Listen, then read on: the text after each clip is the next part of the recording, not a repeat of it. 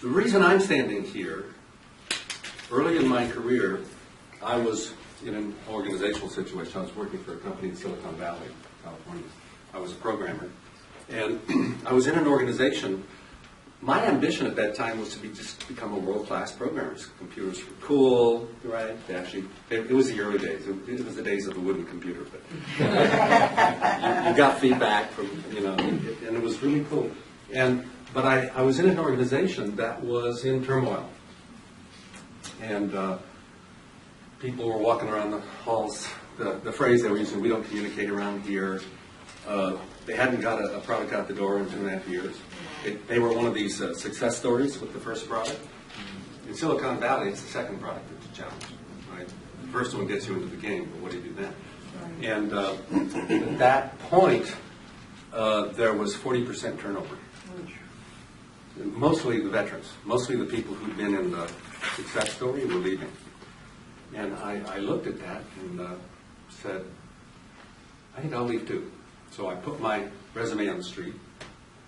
And something happened, though, because I'd been around in this environment for a couple of years, and it didn't feel good. It didn't feel good to be in what we're going to call a mood that was going around, right? Resentment, resignation, a little bit of despair going on. And I said, this is really bad. If this is what organizations wind up with, then I would actually rather be a manager and help people have a good place to work than go on the long journey hoping to find such a place. And I'd been an officer in the Army, and that wasn't my career path, but I at least had a sense of being able to be in a situation where you could have a voice and have something happen. And that wasn't my management style preference, but I got an offer. This was great. I was one of the rats jumping the sinking ship, right? And they had a vice president that they brought in because of the troubles they were having. New vice president, he'd been there about 2 months. He did an exit interview with me. It's the only exit interview I ever did. And he said, "Why are you leaving?" And I had such a good time. I told him. I told him, this is screwed up. That's not working. This was bad, and I'm so glad to be out of here. And then he did a move on me. I've never forgiven him. He said, "Well, I'm here to fix all that. Why don't you stay and help me?" No. And I didn't expect it. It was like a slap in the face. And I walked. I'd had my future settled. I knew what I wanted, where I was going. I had a job up, and that was not a pleasant night. I didn't know how to deal with the situation. Pretty much a sleepless night. And I wound up using the regret test, where you think years ahead and then you say, what would I regret in the decision I made? And I said, you know what? If this doesn't work out, I could leave anyway. So if I look back, I probably would regret not giving it a shot. Because I complained about all this stuff. And he's saying, let's do something about it. That was great. So I stayed. 2 months later, he made me program manager for software development, which meant I was responsible for 250 software engineers, 22 managers, 35 products that were not doing too well in terms of production and getting out the door. And there I was, right? And I'm looking around and I said, boy, I'm not sure, I've never done this before. I'm not sure how to do this job. So I went around and asked people, is there some place I can go that can tell me how to do this job? No. I interviewed about 10 MBAs and said, MBA, is that where I should go? Get an MBA to do this job? They said, no, won't help you. And so I'm like, whoa. And then by happenstance, I attended a workshop. It was called Communication for Action. And it asked a very strange question. It said, what is action? And when the question was asked, my first reaction in my body was, oh, I don't think I'm going to pass this quiz. Right? I haven't prepared for this quiz. And then I relaxed and said, I'm a smart guy, got a couple of degrees, been around a little bit, I can come up with an answer. But that was my moment of awakening. Because at that moment, I realized that probably everybody else in the room had a similar reaction. Like, I got a story about action, but I'm not sure I got the right one. And at that moment, I suddenly realized why our organizations have so much turmoil and trouble.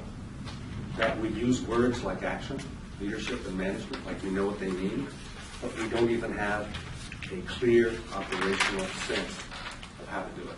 Does this make sense? And that's when I said, oh my God. It was a moment of blindness revealed. And they went on in the workshop and began to produce a very, very different answer, which we're going to build on here in this workshop, about what action is and where it comes from. And as a result of that, it was very much in the flavor that I was speaking earlier today. It was about what you see and what you do with it, not about theories and concepts. When I went back to work after this weekend workshop, I was having different conversations than I was having when I went in. It was that powerful. My memos that I'd been writing went from an average of a page and a half to a half a page, and better things happened after them. And so I turned a corner simply because I had what we're going to call a generative interpretation.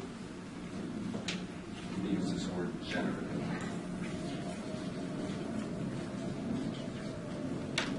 And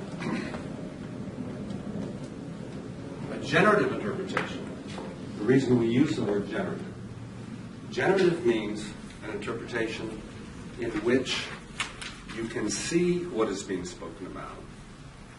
You can do what's being spoken about. And if you do it with some level of skill, you'll produce the result that the word is describing, or the interpretation is describing. Now, that's very different than most of our terminology around human interaction. Teamwork, communication, management, leadership. Most of what we have available are interpretations that are descriptive. There's nothing wrong with being descriptive. Descriptive means I know it when I see it. I know what a good team looks like. I can see it when I can say this is a good team, that's a bad team. But descriptive doesn't mean generative. Generative would tell me, how do you produce that good team? Descriptive doesn't. It just describes the outcome. Does this make sense? Mm-hmm. So what this workshop is about, this whole term generative, is what is it? What are the interpretations that don't just describe the outcome of leadership, management, teamwork, but allow you to generate effective outcomes? So the criteria, again, you've got to be able to see it, do it, learn it through practice, and it produces the outcome that you're naming. So this will become clear. We're going to unpack this. And the example I usually give is the word team. I taught in business school for 3 years, and I had an assignment for the students, and I said, what's a team? Before you look at what I'm going to have you read about team, what do you think a team is? And almost everyone said, it's a bunch of people working on shared goals. And so then I would say, what's a goal? What's a goal in terms of the coordination of action? Is it an objective? Is it a hope? Is it a promise? Is it like, what's a goal?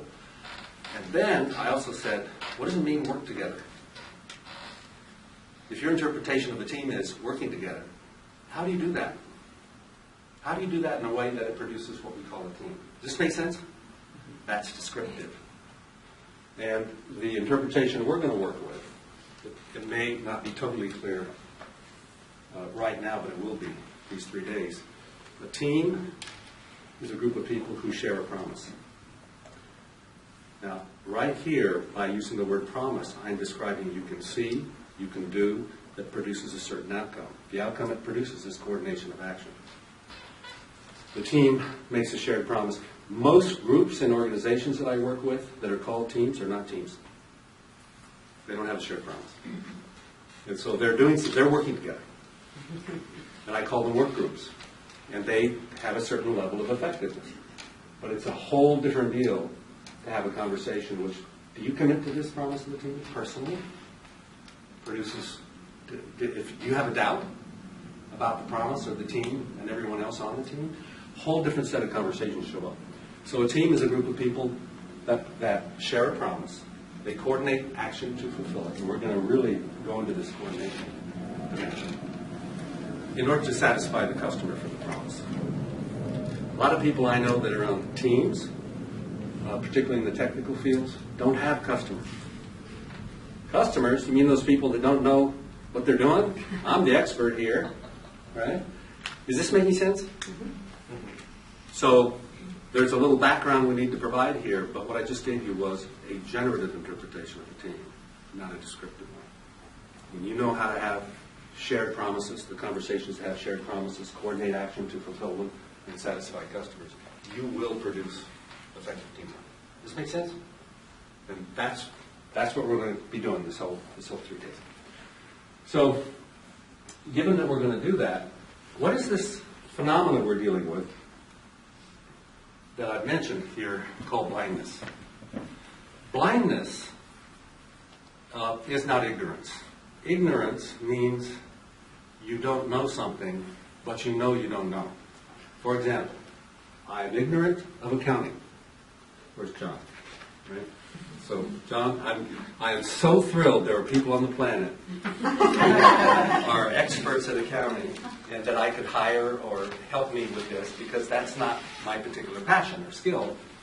And so I know I'm ignorant of accounting. Now, there's people, probably, they're probably rare, but if someone actually started a business, say I'm going to start a business, and they didn't know accounting existed, they would be blind to accounting. They wouldn't be ignorant of accounting. They would be blind. It would not even show up as a possible choice. Does this make sense? So if we look at the history of our understandings, the history of fields, we're going to refer to these as discourses.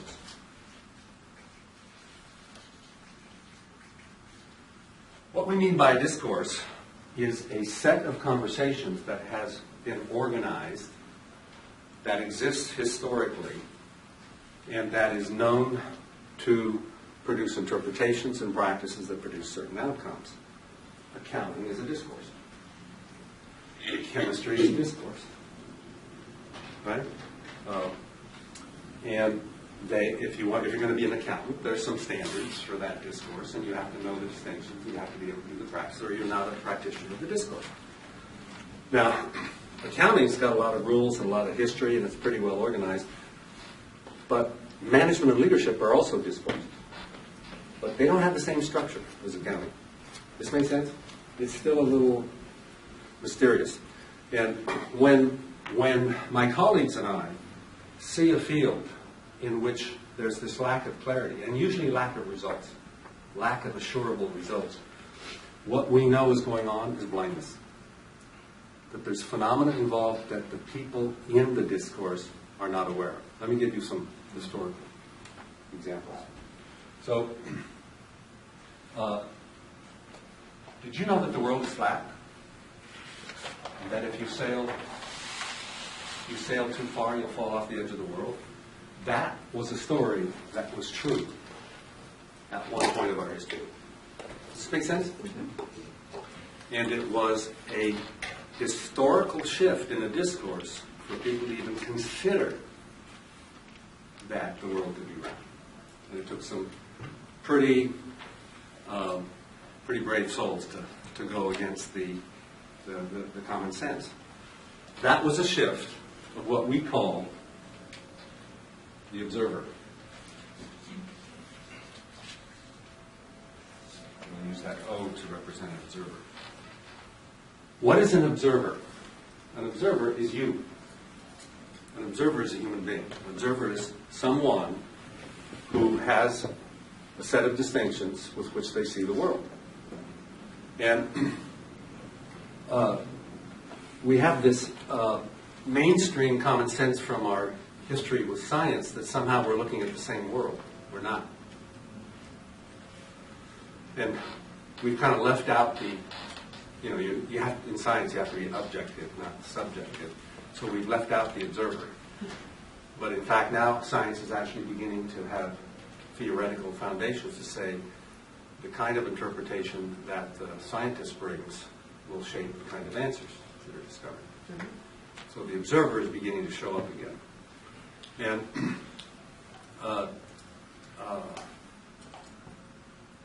let me give you another historical example of going from blindness to being an observer of a domain. Now, historical blindness isn't that there's something people don't see. It's actually, it doesn't exist in the discourse. You don't see what the discourse doesn't have. This makes sense? And so we don't know we're blind. To be blind, to be ignorant is to not know and know that you don't know. To be blind is to not know and you don't know that you don't know. This makes sense? And so as you begin to work here together, these 3 days, you're going to go back to organizations and you're going to see blindness you didn't see before. You're going to see that there people are totally unaware of certain things that we're going to learn to put our attention on because they're important. What are other historical examples? The one I use most often is the discovery of germs by Louis Pasteur. And there was some theoretical discussion about germs, but Pasteur was one of the first people to work with the microscope. And he went in there and he saw these little things, and he worked with a disease of chickens, and he worked with bad beer from a brewery, and he was finding these little things going on in there.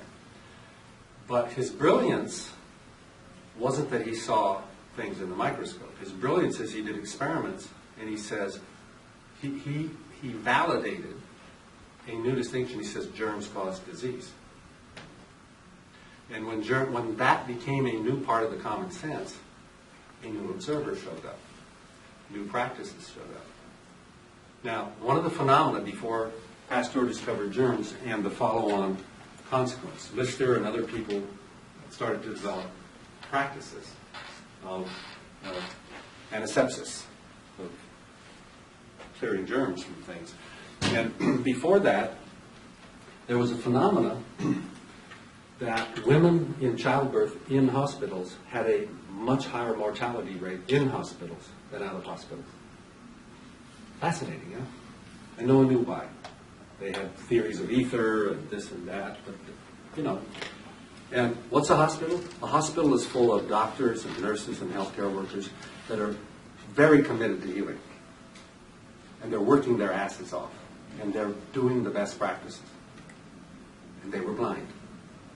They didn't know about germs. And so the practices of the physician was they would come from a surgery with infections and go and deliver a baby in the hospital, and that was their job, without washing their hands. Because there was no distinction about germs that gave them the reason for a different practice. Does this make sense? Now, I like that example from the point of view, if you look at leadership and management, what do we have? We have a lot of people who are really committed to what they're doing, really working hard, and they're killing the very possibilities that they're trying to create because of their blindness. And that's what this workshop is about, to start revealing that blind spot and making it available.